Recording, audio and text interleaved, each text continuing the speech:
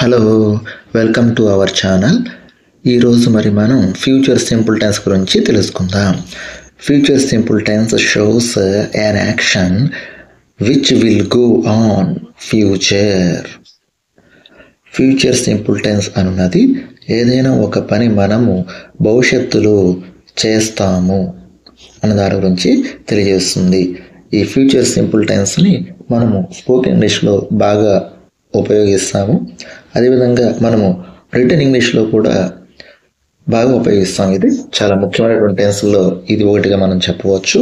ఇప్పుడు ఈ future simple tense structure గురించి మనం తెలుసుకుందాం. దీని యొక్క structure subject plus will or shall plus V1 plus object. ఇప్పుడు మనం ఎగ్జాంపుల్ చూసుకుంటే example 1, we shall finish our work.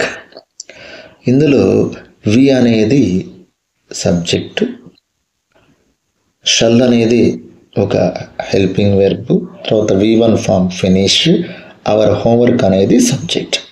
ఇప్పుడు ఎగ్జాంపుల్ 2 తీసుకుంటే I shall meet my friend. ఇందులో ఐ అనేది సబ్జెక్టు, షల్ అనేది హెల్పింగ్ వెర్బ్, మీట్ అనేది V1 ఫామ్, మై ఫ్రెండ్ అనేది object. Example 3, they will go to tour. ఇందులో దే అనేది సబ్జెక్టు, విల్ అనేది హెల్పింగ్ వెర్బ్, గో అనేది V1, టు టూర్ అనేది ఆబ్జెక్ట్.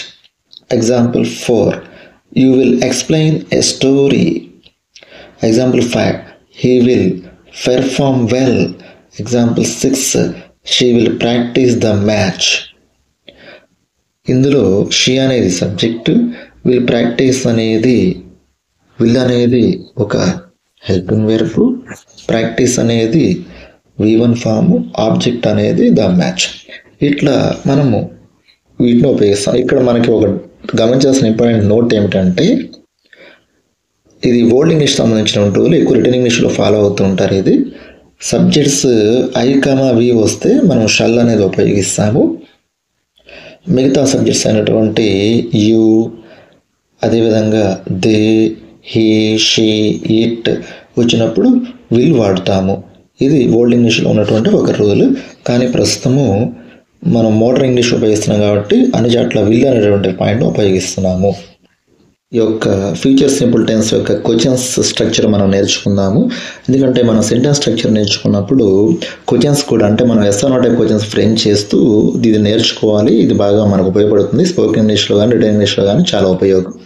దీనికి HH వర్డ్ క్వశ్చన్స్ కలిపితే అప్పుడు మెయిన్ క్వశ్చన్స్ అవుతాయి. ఇప్పుడు మనం క్వశ్చన్ స్ట్రక్చర్ యొక్క నిర్మాణం చూద్దాం. Will or shall plus subject plus V1 plus object plus question mark. Examples మనం పరిశీలన చేసినట్లయితే first one, shall we finish our work. ఇందులో షల్ చెప్పాను, మనం సెంటెన్స్ స్ట్రక్చర్లో విల్ కానీ షల్ కానీ ఉన్నప్పుడు దాన్ని మనం ముందుకు తీసుకొస్తాం. ఆ విధంగా షల్ అనేది ఫస్ట్ రాసుకున్నాము, తర్వాత సబ్జెక్ట్ వి రాసాము, V1 ఫినిష్ రాసాము, అవర్ వర్క్ అనేది ఆబ్జెక్ట్, దాని తర్వాత క్వశ్చన్ మార్క్ ఉంచుతాం మనం. Example 2, shall I meet my friend. ఇందులో కూడా అంతే, షల్ అనేది హెల్పింగ్ వెర్బ్ లేదా ఆక్సిలరీ వెర్బ్, ఐ అనేది సబ్జెక్టు, మీట్ అనేది V1, మై ఫ్రెండ్ అనేది object. Example 3, will they go to tour. Example 4, will you explain A story. Example 5, will he perform well. Example 6, will she practice the match.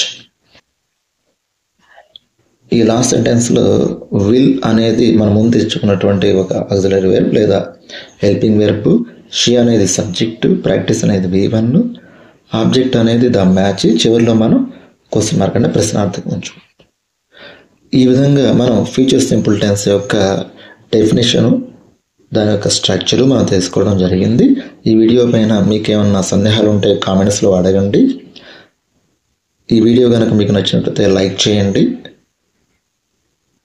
నా ఛానల్ని subscribe చేయండి, share చేయండి. Thank you.